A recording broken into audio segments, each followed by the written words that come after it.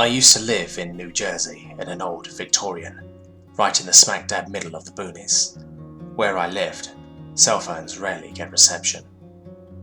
Back a few decades ago, when I was a kid, a housing development went up. Big places.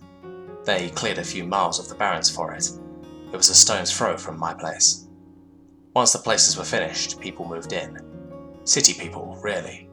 It was either old people or new families with real young kids. People that wanted to either wind their life down or start a new one up. Nothing special. I knew a handful of the kids through elementary school, but none of them were exactly my age. They were normal. When the people moved in, my mum made an effort to meet everyone, with us being so close and all. There was one guy that stuck out in my mind, mainly because he was bald yet young. Probably 38 at the oldest, I want to say. My mum said not to say anything because he might have a disease or something like that. Years went by. I grew up and went into middle school. I came home one day. I had to walk because I missed all the buses. I went past the housing development.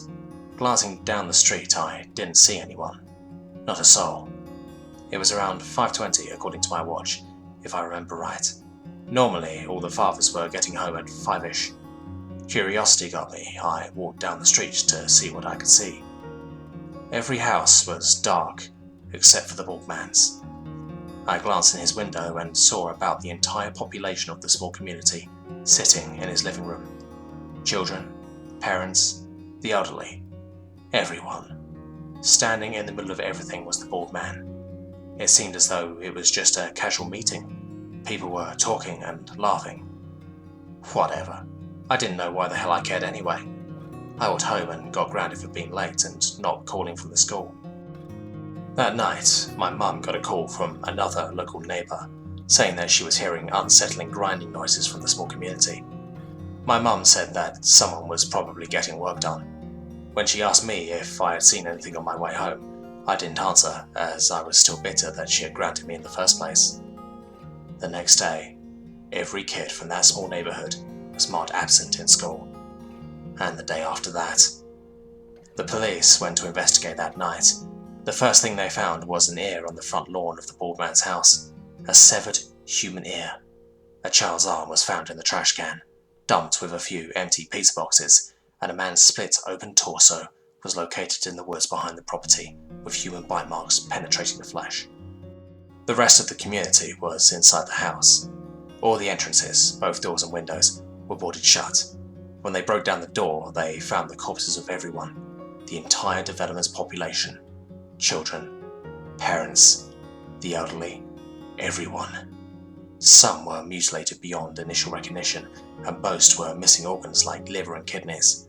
Forensics showed that the victims were alive when the organs were taken out.